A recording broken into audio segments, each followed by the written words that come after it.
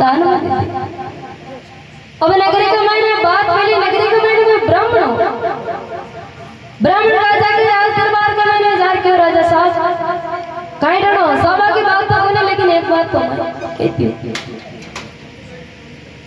अब ब्राह्मण राजा साहब ने कहे, राजा साहब जो जीवन की करे वो बेन की बरे।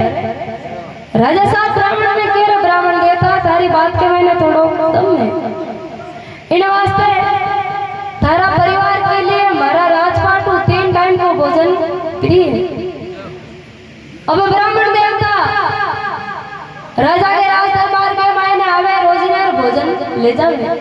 ये करता करता 10 दिन बीत्या, 20 दिन बीत्या, गाँव के मैंने कोई नहीं जी ने ध्यान पड़ी के ब्राह्मण के भोजन प्रिय है कति के। अब जिन टाइम ब्राह्मण देवता राजा के राज दरबार के मायने भोजन लेवन में जाओ था, उन टाइम राजा साहब एक पर्ची माथे लिखन देवता के भाई भोजन प्रिय।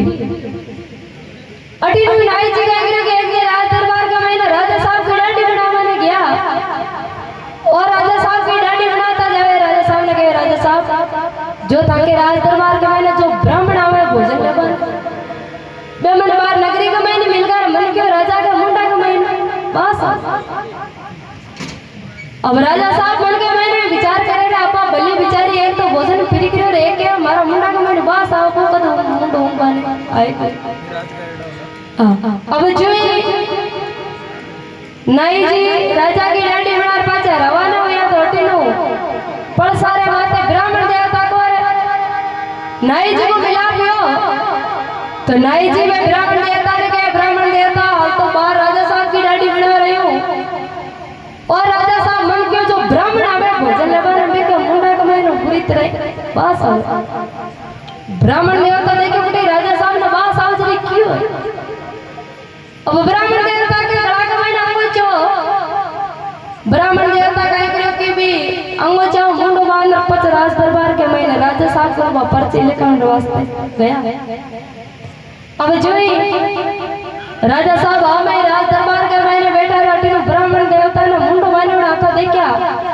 राजा साहब मन के महीने विचार करे रहे, नाई हजी केर गयो मुंडा को महीनो बास आज रे ताज मुंडो बांध रहे नहीं तो दिन तो बोला था। अब वो मुंडो बांधो देखकर और गुस्सा हुआ राजा साहब। अब रोजी ने तो मैं पर्ची माथे लिखे के भाई गए भोजन फ्री है, उन दिन पर्ची माथे लिखो के हाथ काट दिया जाए। अबे ब्राह्मण देवता जो भोजन गाले जगह ने ले जा पर्ची देने लग्या, तो वे पर्ची लिवी को लिखियो ब्राह्मण देवता रोजी ने पर्ची माथे एक ही बात लिखी रहे का भोजन फ्री है।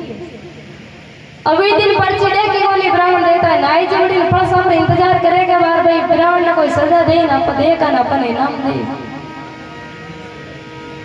अब ब्राह्मण देवता जोएंगे तो फलसा पर नाई जी इंतजार करे। ब्राह्मण देवता ने पूछा कि थाने आज राजा साहब की क्यों बोली की।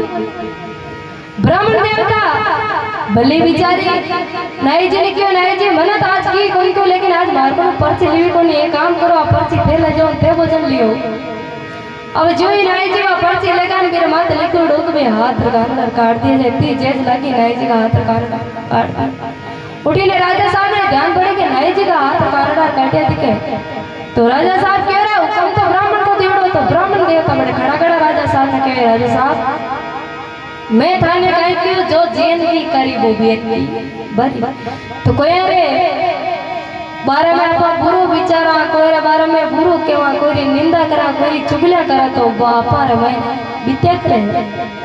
लेकिन आप कहीं लगा हो कि राम बजलो प्राणी अवसरियो बीतो जावे राज्य करणी सुपयो मान को के पगा पड़ती दिखे कोनी डूंगर पड़ती दिखे जके पगा वाला बात दिखे कोनी दुजड़ा घराड़े दिख जाए कि बाबा हिल गए तो एड़ा गुण भी मन के में नहीं रखना चाहिए कि के कबीर सुनो भाई संतो सुनजो ध्यान लगाए रे सत्रे संगत रो लाओ ले बोली सतगुरु भगवान की जय हो, बोली राम जी महाराज की।